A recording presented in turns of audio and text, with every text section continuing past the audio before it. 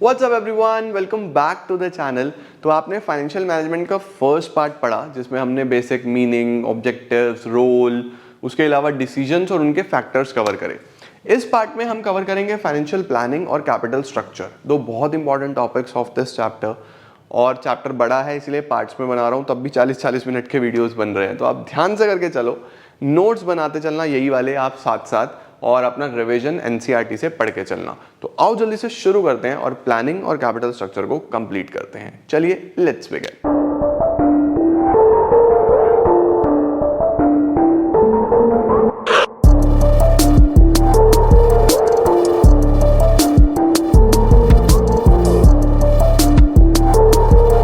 अब हम कवर करने वाले हैं फाइनेंशियल प्लानिंग। अब दो चीजें हैं, फाइनेंशियल मैनेजमेंट आपने पढ़ा, फाइनेंशियल प्लानिंग आप पढ़ने वाले हो। सिमिलर उसी तरीके से जैसे आपका मैनेजमेंट और प्लानिंग होता था। तो मैनेजमेंट एक बड़ा टर्म था, उसके अंदर एक छोटा सा फंक्शन प्लानिंग था।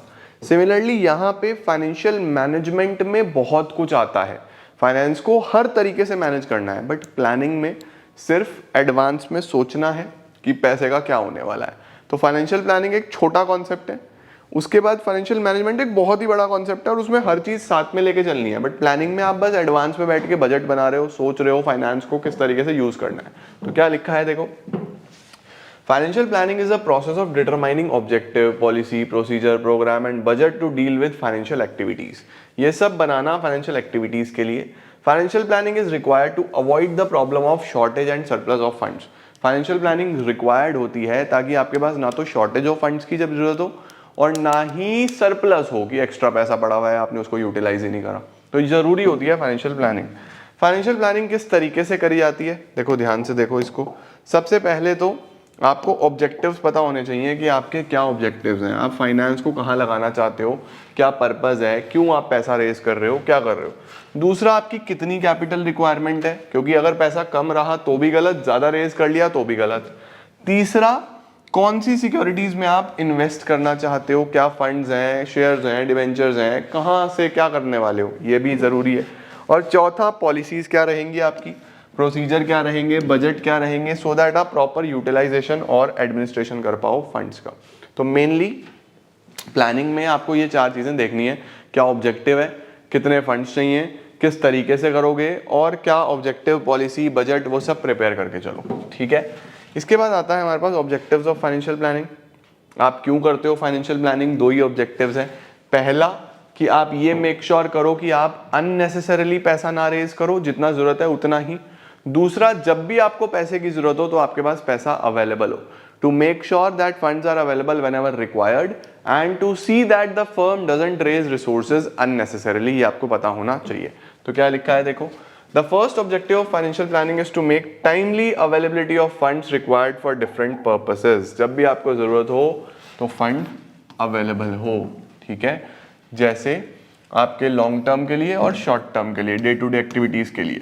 Access of funding is always bad as inadequate funding. अगर आपके पास ज्यादा पैसा है तो वो भी गलत है, कम पैसा है तो वो भी गलत है, तो दोनों ही गलत है। तो इसका मतलब ये है कि हमारे पास अगर फर्म के पास ऑप्शन है तब भी अननेसेसरली पैसा रेज ना किया जाए। तो दो ऑब्जेक्टिव हैं, पहला तो to see that the funds are available whenever required, दूसरा to see that the firm doesn't raise resources unnecessarily.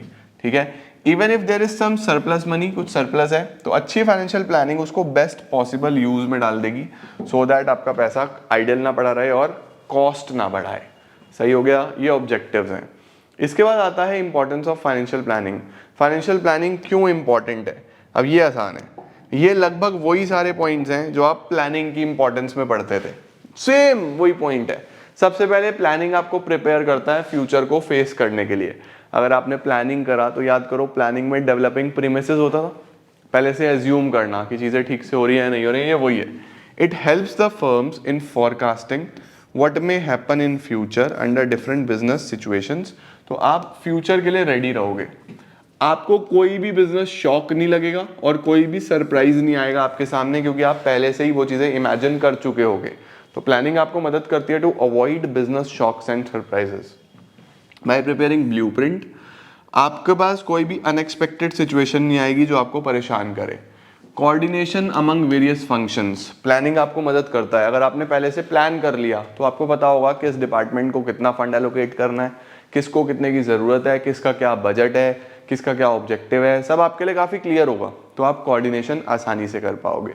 इसके बाद आता है प्रॉपर यूटिलाइजेशन ऑफ फंड्स। जब आपने प्लानिंग करी हुई होगी तो आपके फंड्स प्रॉपरली यूटिलाइज हो जाएंगे, वेस्टेज नहीं होगा और कॉस्ट भी आपका बढ़ेगा नहीं बल्कि रिटर्न बढ़ेगा, आप अच्छे से रिटर्न कमा पाओगे अपने पैसे से। Link between present and future, where we are and where we want to reach, उसके बीच में प्लानिंग ही होता है। Link between investment and financing decision, this is important, सावधान इंडिया लिख लेना इसके ऊपर। दो डिसीजंस के बीच में प्लानिंग आ जाती है, पैसा कहां से आ रहा है और कहां लगेगा, इसके बीच में प्लानिंग है। जैसे वही बात है, सबसे पहले आप प्लान करते हो कितना पैसा चाहिए, फिर कहां से आएगा, कहां पे लगेगा, तो कहां से आएगा वो कौन सा डिसीजन है, फाइनेंसिंग, कहां लगेगा वो कौन सा डिसीजन है, इन्वेस्टमेंट डिसीजन। तो दोनों के बीच में प्लानिंग है ना। उसके बाद आता है makes evaluation of actual performance, planning में आप काफी क्लियरली इवैल्यूएट करते हो क्या होने वाला है, कैसे होने वाला है, तो प्लानिंग आपको मदद करता है प्रॉपर इवैल्यूएशन में। तो ये सब इंपॉर्टेंस है, मैंने आपको पहले ही बताया कि ये सब बिल्कुल सिंपल हैं और वो चीजें हैं जो आप पहले पढ़ चुके हो, तो आपको इसमें प्रॉब्लम नहीं आएगी। नेक्स्ट आता है हमारे पास अब capital structure, one of the most important topic in this chapter और ध्यान से समझने वाला चैप्टर। क्या है हमारे पास इस टॉपिक में, कैपिटल स्ट्रक्चर में क्या आता है, ध्यान से समझो। एक ऑर्गेनाइजेशन के लिए कैपिटल बहुत इंपॉर्टेंट है। अब या तो वो कैपिटल कंप्लीटली ओनर लगा ले, इक्विटी, या फिर वो बाहर से बोरो कर ले, डेट, या फिर कुछ अपना लगाए कुछ डेट बनाए, एक अच्छा कॉम्बिनेशन बन सकता है। तो हर कंपनी में यूजुअली ये कॉम्बिनेशन होता है, कुछ डेट कुछ इक्विटी। तो वो क्या कॉम्बिनेशन है उसी को हम कैपिटल स्ट्रक्चर बोलते हैं। क्या लिखा है, capital structure decision involves deciding the kinds of security to be issued, कौन सी सिक्योरिटीज है और उनका प्रपोर्शन कितना है and the relative proportion. Capital structure is debt upon equity. Capital structure किसको बोलेंगे हम, debt divided by equity. Capital structure refers to the mix between owners funds and borrowed funds. Capital structure mix है किसके बीच में, owners funds के बीच में और borrowed funds के बीच में। ओनर्स फंड्स क्या होते हैं, वो फंड्स जिसमें आप शेयर्स देते हो, इक्विटी शेयर्स, प्रेफरेंस शेयर्स और आपकी रिटेन्ड अर्निंग्स। बोरोड फंड्स कौन सा है, कर्जा जिसमें आपने बोरो करा है, चाहे वो लोन हो, डिवेंचर हो, पब्लिक डिपॉजिट्स हो यानी जनता से पैसा उठाया हो, ये सब बैंक बोरोइंग्स हो, ये सब हमारे पास डेट में आता है। अब हमारे पास एक छोटा सा कॉन्सेप्ट आ रहा है, वो आ रहा है फाइनेंशियल लिवरेज। छोटा सा कॉन्सेप्ट है, क्या है फाइनेंशियल लिवरेज, ध्यान से समझना क्योंकि ये समझ में नहीं आता बच्चों को।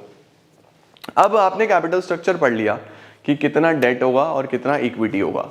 मैं आपको ये बोल रहा हूं कि अगर आपके कैपिटल स्ट्रक्चर में डेट होगा तो आप फायदे में जाओगे, आपका शेयर होल्डर खुश रहेगा अगर आपके कैपिटल स्ट्रक्चर में डेट होगा। आप कह रहे हो कि सर आप मतलब कर्जा लेने के लिए आप हमें बोल रहे हो कि debt is a good option. हाँ, मैं यही बोल रहा हूं कि debt is a good option. Sir debt good option कैसे है, मैं इसको प्रूफ भी कर सकता हूं। कॉन्सेप्ट यही है।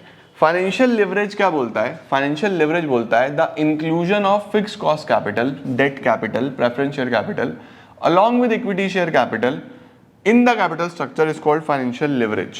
इसको हम क्या बोलते हैं, financial leverage।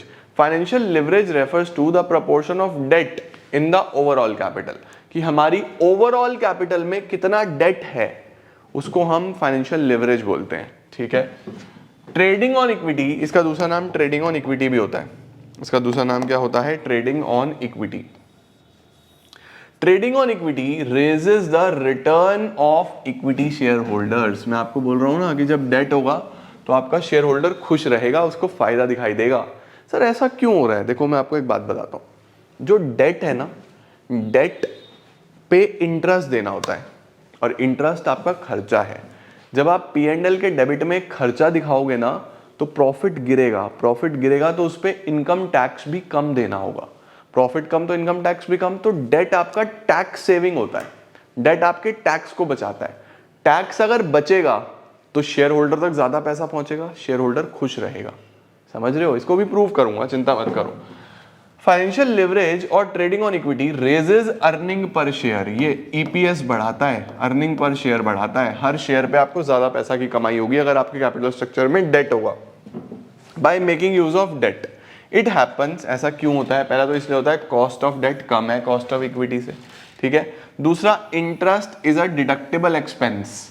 इंटरेस्ट एक डिडक्टेबल एक्सपेंस है, ये आपकी जो लाइबिलिटी है उसको कम से कम करता है। तो अब हम समझने की कोशिश करते हैं कुछ एग्जाम्पल्स के थ्रू कि डेट किस तरीके से ईपीएस में हेल्प करता है। डेट मैंने आपको पहले बताया कि एक तो कॉस्ट कटिंग करता है, दूसरा उस पर जो इंटरेस्ट है वो खर्चा दिखाया जाता है प्रॉफिट एंड लॉस अकाउंट में, जिस वजह से प्रॉफिट कम होता है। प्रॉफिट कम होगा तो इनकम भी कम होगा, इनकम कम होगा तो इनकम टैक्स भी कम देना होगा। तो देखो क्या लिखा हुआ है, 3 एग्जाम्पल्स देते हैं। Let this be further explained with the help of example. Company wants to raise funds, some money for investment purpose. और ये दिया हुआ है, देखो कंपनी के पास जो टोटल फंड है वो 40 लाख रुपए है, ठीक है। मतलब हम ले लेते हैं कि कंपनी की जो इक्विटी है वो कितना है, 40 लाख रुपए। लो जी, इक्विटी 40 लाख। दूसरी सिचुएशन में भी इक्विटी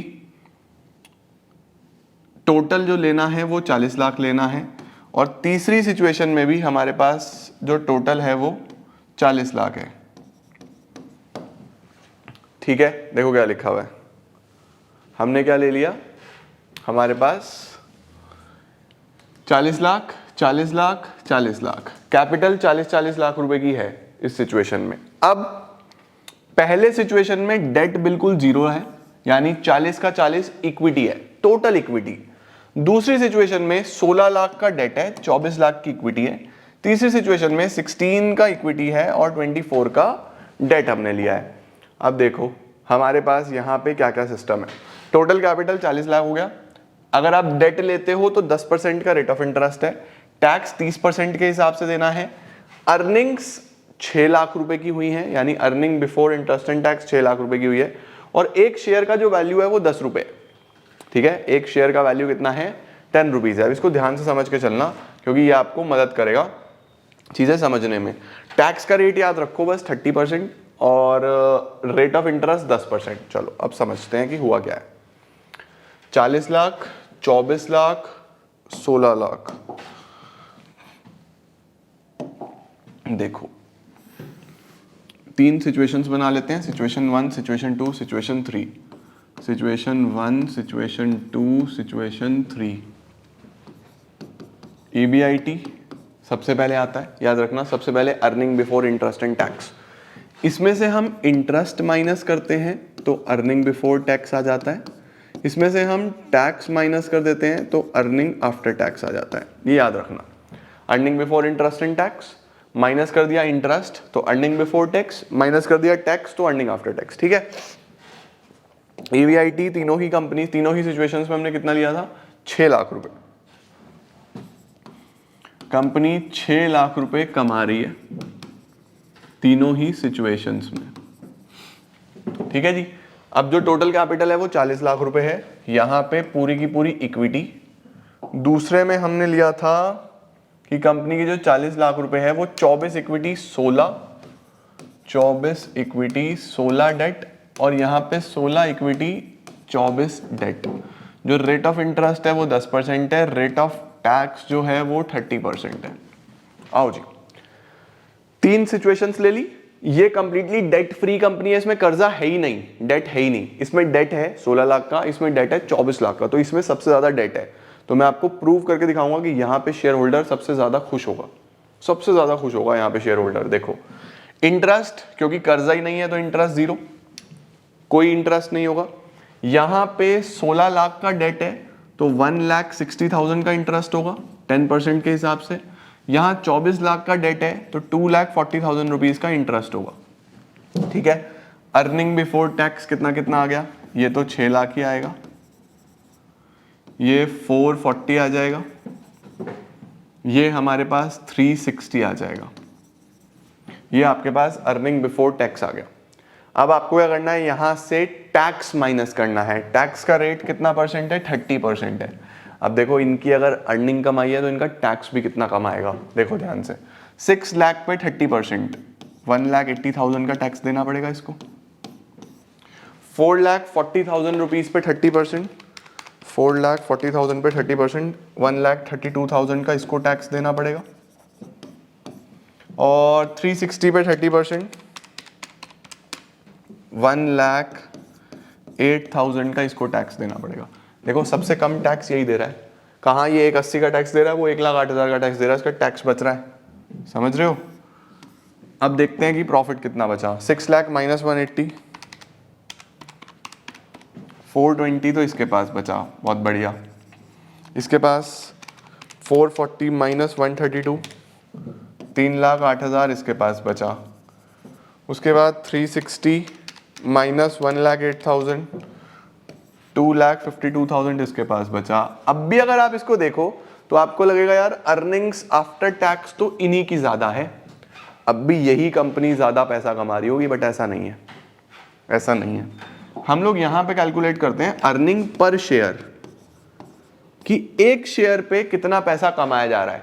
तो 4,20,000 divide by number of shares, divide कर देते हैं हम नंबर ऑफ शेयर होल्डर्स से।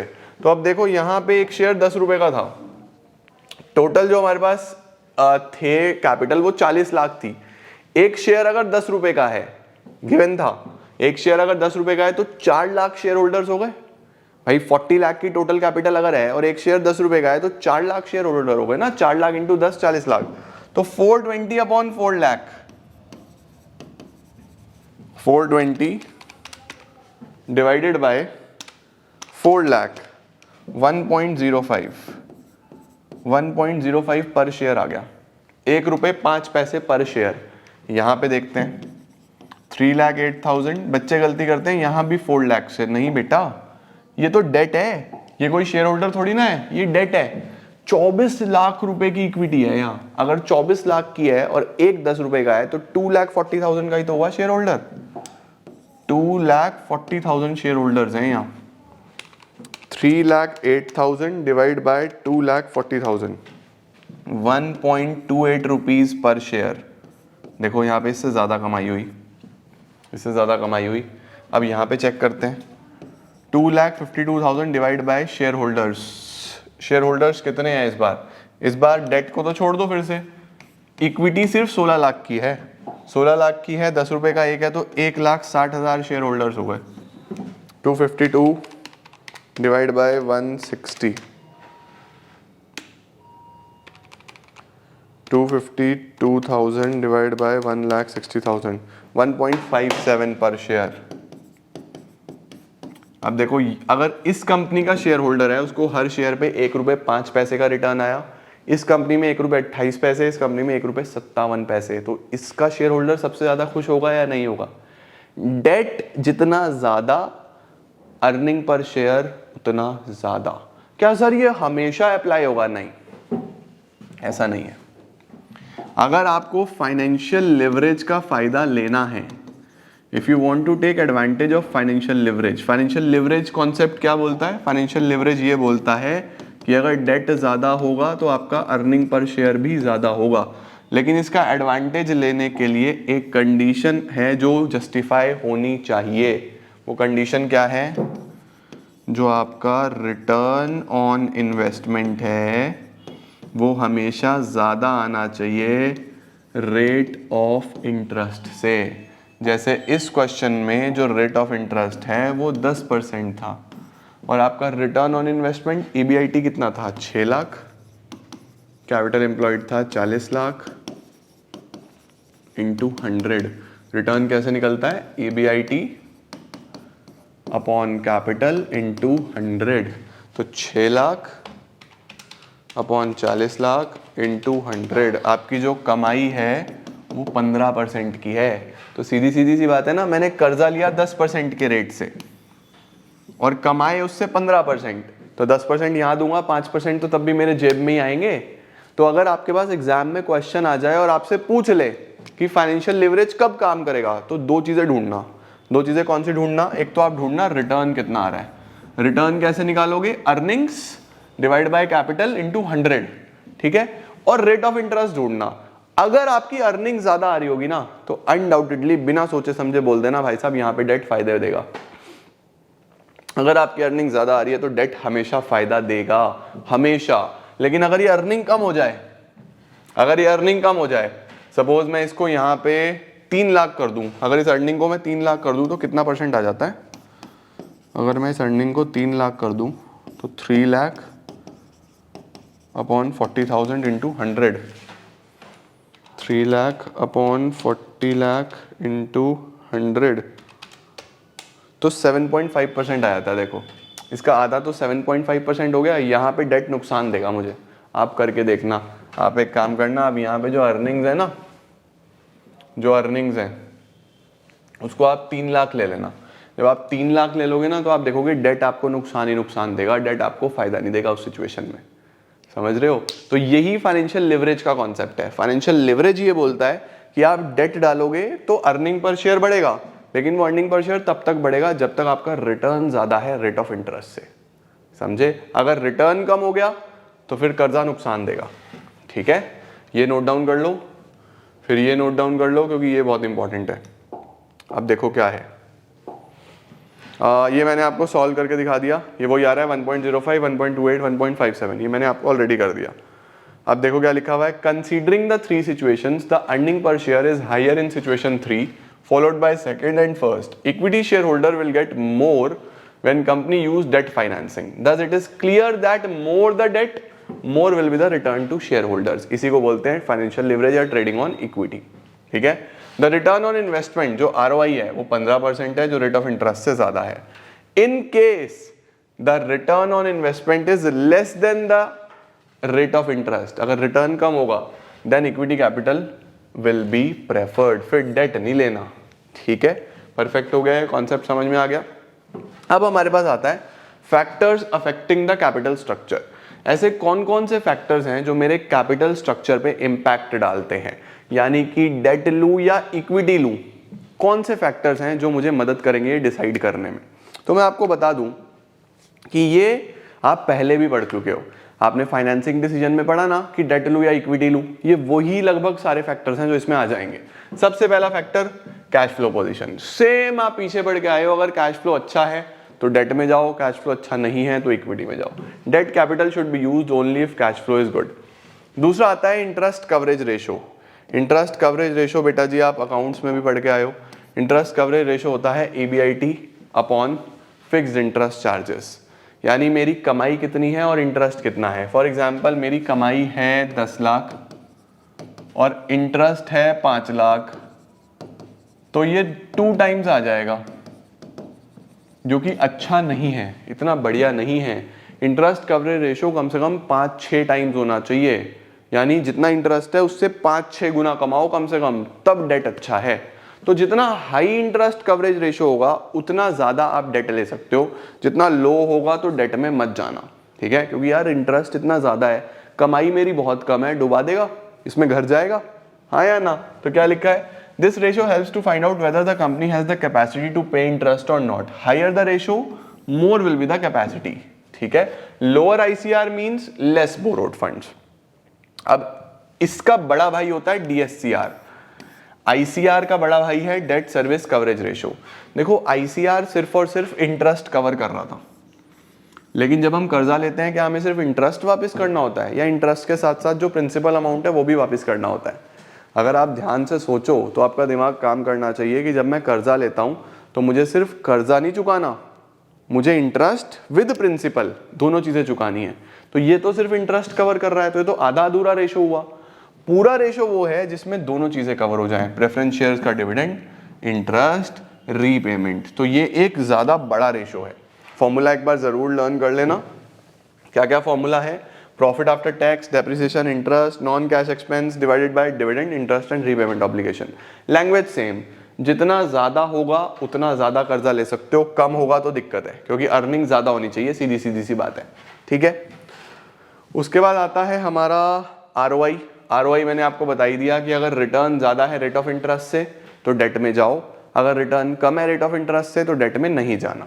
ठीक है, cost of debt, cost of debt आप जानते ही हो कि अगर फर्म अरेंज कर सकता है debt at a lower rate of interest तो फिर डेट लो, लेकिन अगर बहुत ज्यादा रेट ऑफ इंटरेस्ट आ रहा है, हाई रेट ऑफ इंटरेस्ट आ रहा है, आप अफोर्ड नहीं कर सकते तो डेट में मत जाओ। इसके बाद tax rate, high tax rate अगर है, जितना ज्यादा टैक्स रेट होगा डेट उतना ही सस्ता होगा, क्योंकि आपको पता है ना कि बेसिकली जो हमारे पास डेट होता है वो टैक्स सेविंग इंस्ट्रूमेंट होता है। क्या लिखा है यहाँ पे, high tax rate makes debt cheaper. जितना ज़्यादा टैक्स होगा उतना ही डेट फेवर करना चाहिए, क्योंकि आपका टैक्स बचता है जब आपके पास कर्जा होता है। As interest paid is subtracted from income, क्योंकि इंटरेस्ट जो है वो सब्ट्रैक्ट हो जाता है तो आपका टैक्स सेव होता है। तो अगर टैक्स रेट बहुत ज़्यादा है तो डेट लो यार, फायदे में रहोगे। टैक्स रेट कम है तो डेट मत लो। कॉस्ट ऑफ इक्विटी, अब कॉस्ट ऑफ इक्विटी का मतलब क्या होता है कि अर्निंग पर शेयर कितना आ रहा है। Owners also known as equity share holder expect some return when a company increase debt financing. जब डेट बढ़ेगा तो financial risk faced by the equity share holder increases and EPS में also increase. जब debt बढ़ता है तो earning per share बढ़ के आता है। तो अगर आप इक्विटी कैपिटल की भी सोचो, अगर आप ये भी सोचो कि शेयर होल्डर को अगर बेनिफिट देना है तो डेट एक बेटर ऑप्शन होता है, क्योंकि उससे अर्निंग पर शेयर बढ़ के आता है। ठीक है, इसके बाद क्या आता है, फ्लोटेशन कॉस्ट। फ्लोटेशन कॉस्ट मैंने आपको बता ही दिया। फ्लोटेशन कॉस्ट हमेशा इक्विटी में ज़्यादा होगी, डेट में कम होगी, तो गो फॉर डेट। उसके बाद रिस्क आप जानते हो, रिस्क ज़्यादा डेट में है। अगर आप रिस्क देखोगे तो कर्जे में ज़्यादा रिस्क है, इक्विटी में कम रिस्क है। तो आप बहुत ज़्यादा रिस्क भी मत देखो, बहुत कम रिस्क भी मत देखो, गो फॉर मॉडरेट रिस्क। ठीक है, और अगर आपको इक्विटी में और डिबेंचर में दोनों में रिस्क लग रहा है तो लोन फ्रॉम बैंक देख लो, या इस तरीके के भी आप ऑप्शंस ऑल्टरनेटिव सर्च कर सकते हो। ठीक है, flexibility, capital structure of a company is flexible when it is easily adjustable. It should be possible to raise additional funds without any difficulty and delay. आप कैपिटल स्ट्रक्चर को जिस तरीके का बनाओ कि वो फ्लेक्सिबल रहे, आप बाउंड ना हो जाओ। सपोज आपने बहुत ज़्यादा कर्जा ले लिया तो वहाँ पे आपकी फ्लेक्सिबिलिटी खत्म हो गई, अब आप और डेट नहीं ले सकते। और कई बार इक्विटी में भी इम्पैक्ट आता है कि लोग ऐसी कंपनी में कम इन्वेस्ट करना चाहेंगे जिसमें बहुत ज़्यादा कर्जा हो। तो थोड़ा सोच समझ के चलो, इस तरीके का कैपिटल स्ट्रक्चर बनाओ कि आपकी फ्लेक्सिबिलिटी बनी रहे। इसके बाद आता है कंट्रोल। कंट्रोल वही है कि अगर आपका कंट्रोल डाइल्यूट करने में कोई प्रॉब्लम नहीं है, आपको लगता है कि हमें कोई समस्या नहीं है, अगर हमारा कंट्रोल चला भी गया तो आप इक्विटी शेयर्स में जा सकते हो। बट इफ़ यू वांट कि आपका पूरा कंट्रोल बना रहे कंपनी पे, तो फिर डेट में जाओ। इक्विटी इशू करोगे तो कंट्रोल तो डाइल्यूट होगा। रेगुलेटरी फ्रेमवर्क का मतलब होता है कि रूल्स और रेगुलेशंस क्या हैं। हर कंपनी रूल्स और रेगुलेशंस के अंदर काम करती है। सेबी के क्या रूल्स और रेगुलेशंस हैं, इसके अलावा कंपनीज एक्ट के क्या रूल्स और रेगुलेशंस हैं। तो आप डेट हो या इक्विटी हो, वो रूल्स और रेगुलेशंस के हिसाब से ही इशू करोगे। Every company operates within a regulatory framework provide by law. Public issue of shares and debentures have to be made under SEBI guidelines. तो आपको कैपिटल स्ट्रक्चर इस तरीके से बनाना है कि आप सब रेगुलेशंस भी फॉलो करके चल रहे हो। देन स्टॉक मार्केट कंडीशन, ये आपको पता है कि अगर मार्केट अच्छी है, बूम पे है, सब कुछ बढ़िया चल रहा है, हैवी प्राइजेस चल रहे हैं तो इक्विटी में जाओ, मार्केट डाउन है तो डेट में जाओ। Capital structure of other companies, आपको दूसरी कंपनीज का कैपिटल स्ट्रक्चर देख के इन्फ्लुएंस नहीं होना है। हर कंपनी का कैपिटल स्ट्रक्चर अलग होता है, हर कंपनी की सोच अलग होती है, अप्रोच अलग होती है। तो अगर किसी और कंपनी को कैपिटल स्ट्रक्चर 2:1 फेवर कर रहा है तो ज़रूरी नहीं है कि आपको भी 2:1 फेवर करे। कि डेट अपॉन इक्विटी, उन्होंने 2 रुपये का डेट लिया, 1 रुपये का इक्विटी लिया, अगर उनको वो फेवर कर गया तो आप उनको देख के कॉपी मत करो, आप अपने हिसाब से कैपिटल स्ट्रक्चर डिसाइड करो। तो दिस इज इट। ये सब फैक्टर्स आते हैं जो अफेक्ट करते हैं हमारे कैपिटल स्ट्रक्चर को। एक बार इनको गो थ्रू करो, एनसीईआरटी से रीडिंग लो, और ये पार्ट भी हमारा खत्म। लास्ट टॉपिक बचेगा फिक्स्ड और वर्किंग कैपिटल और इनके फैक्टर्स, ये मैं आपको थर्ड पार्ट में कराता हूं और चैप्टर आपका क्लोज। आज के लिए इस पार्ट के लिए इतना ही, नेक्स्ट पार्ट में मिलता हूं और चैप्टर को कंप्लीट करते हैं। Thank you so much everyone, I am gonna see you all super soon, till then keep growing and keep glowing.